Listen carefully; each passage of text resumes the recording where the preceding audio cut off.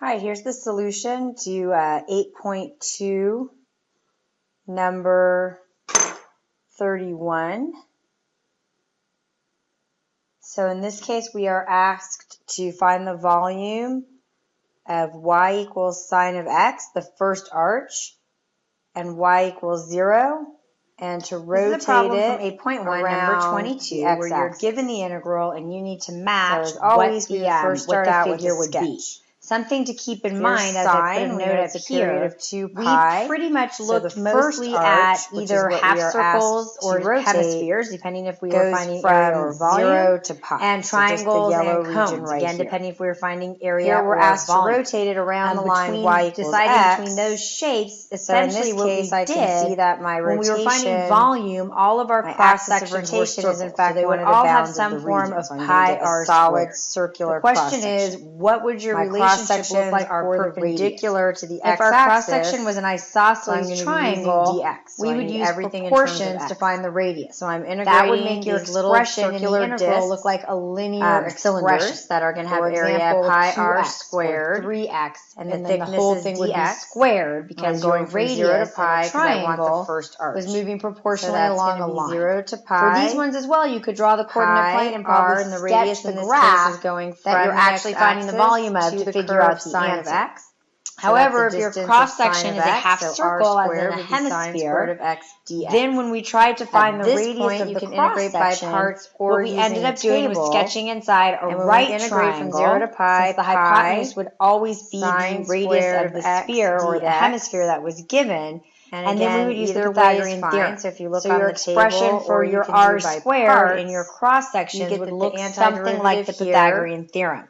we still have This the one pi, seems to be sort and of a it's going to be combination. 1/2 We have here the times 2 x squared minus something squared, sine which is of looking a x bit like cosine of finding a x, side in a right triangle all if you know the evaluated hypotenuse between 0 using the and pi. Pythagorean theorem. So when I But substitute this that part, in, the 2 minus that's going to be pi y, is over itself 2 linear. times pi. This is in fact Sine going to of be a pi is hemisphere. 0. I can tell And that then when it's I plug in 3-dimensional 0, because I everything see is that I've 0. got an So that's area pi here. squared Here's a over pi 2, something and they squared suggested rounding to the times nearest a thickness 100th dy. place, so that would So if be I've got 3 4.93. dimensions, my area squared times my thickness, that's going to give me a volume. And then I'm going from 0 to 2. To get the visual of what's going on here with the cross sections, I can see that I have a half circle. The radius of my half circle is 2. If here's the center, that means this is 2. The radius here is always 2. So what I'm thinking of is measuring a height, and as I take my cross section, since this is ultimately going to be a hemisphere, they look like these little teeny tiny cylinders, each of them with a radius in here, which I'll call little r. Notice that anytime I go from the center to the edge of the circle, that's the hypotenuse of my original hemisphere, which would stay 2. In this case, you're probably wondering, where did they get this 2 minus y from? That looks a little bit different. It all depends on how you define your y. So in this case, what they did was they measured y as the distance from the top of the sphere. If the distance from the top of the sphere to where my cross section is y, and the entire radius is 2, then this distance right here is my 2 minus y. So if I look at this triangle, where again, this length right here is going to be the radius of my cross section, then I know in any triangle, this height from the bottom would be 2 minus y, and the hypotenuse would always be 2, the radius of the hemisphere. So by Pythagorean theorem, we would get that r squared is going to be 2 squared minus this 2 minus y squared.